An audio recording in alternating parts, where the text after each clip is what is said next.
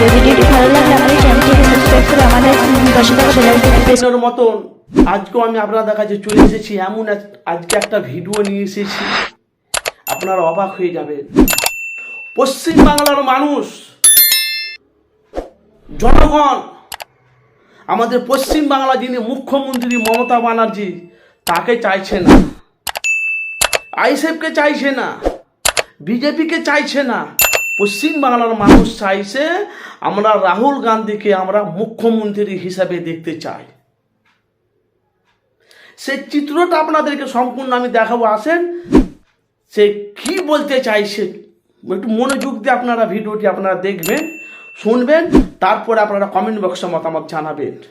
পশ্চিমবাংলাতে আপনারা জানেন এখন হাইলাইট হয়েছে আইএসএফ, আর আমাদের মুখ্যমন্ত্রী মমতা ব্যানার্জি 12-13 বছর পশ্চিমবাংলা চালাচ্ছে।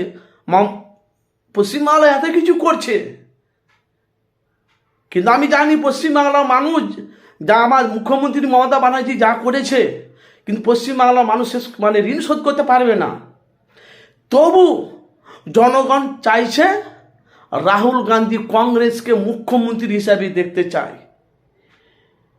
তো দেরি না করে আসেন, আপনাদের যদি ভালো লাগে অবশ্যই আপনারা আমার চ্যানেলটিকে আপনারা চোখ রাখবেন। আর এই ধরনের ভিডিও পেতে গেলে আপনারা অবশ্যই আমার চ্যানেলটিকে সাবস্ক্রাইব করে পাশে থাকা বেল আইকনটি ক্লিক করে রাখবেন। আসেন আপনারা আমার ভিডিওটি চোখ রাখেন, আসেন দেখেন জনগণ কি বলছে। শেষ পর্যন্ত আপনারা বক্তব্যটি মনোযোগ দিয়ে শুনবেন, তারপরে আপনারা কমেন্ট বক্সে মতামত জানাবেন।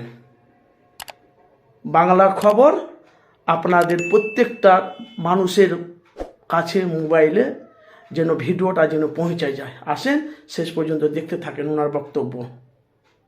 ভাইজান আসসালামু আলাইকুম। ওয়ালাইকুম আসসালাম রহমতুল্লাহি ওয়া বারাকাতুহু। যে আমাদের রাহুল গান্ধী, যে রাহুল কংগ্রেস, তো জি, রাহুল কংগ্রেস, আর আমাদের পশ্চিম মানে যে মানে মুম্বাই মানে প্রধানমন্ত্রীকে মানে নরেন্দ্র মোদী, সেই বিষয়ে আপনি কি বলবেন? 2024 আসছে, 2024 আসছে। আমি চাই প্রধানমন্ত্রী হিসাবে রাহুল গান্ধীকে চাই। হ্যাঁ, কেননা ছোটোবেলা দেখে এসেছি উনি খুব ভালো মানুষ, ওনার রাজনীতি হিসাবে খুব নলেজ আছে। আর প্রধানমন্ত্রীকে এই যে আছে এখন মোদী সরকার, হ্যাঁ, হ্যাঁ, ওকে একদম পছন্দ নেই আমার। রাহুল গান্ধী হলে খুবই ভালো হয়। রাহুল গান্ধী খুব ভালো মানুষ, সৎ মানুষ। হ্যাঁ, রাহুল গান্ধী হলে দেশটা ভালোভাবে চলবে, আমাদের ভারতবর্ষ আরও সুন্দরভাবে হবে।